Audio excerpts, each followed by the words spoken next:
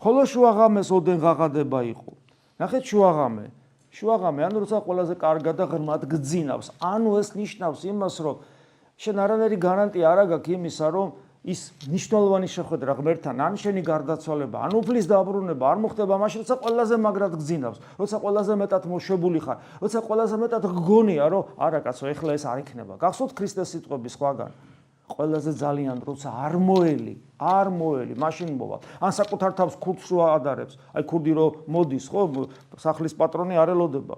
გესმით, თორე რო იცოდეს რომ მოვა, მაშინ დახვდება და ქურდი ვეღარ მოიპარავს. ანუ ეს მოულოდნელობის მომენტი და რატო რა ღმერთი გამოჭერაზეა, კაცმა შეიძლება კითხვა დასვას. არა. ღმერთს უნდა რომ ნამდვილი იყო და ნამდვილს სულ ყოველთვის წყურია, ყოველთვისია და ყოველთვის ცდილობს უყვარდეს ქრისტე. ის არ არის ეპიზოდურად მოყვარული, ეპიზოდურად მორწმუნე, ეპიზოდურად ცოცხალი, ნამდვილი სულ ცოცხალია, სულ მზათარი, სულ უნდა, სულ უყვარს. ეს არის ნამდვილი და ჩვენ ეს ნამდვილი უნდა ავგზარდოთ.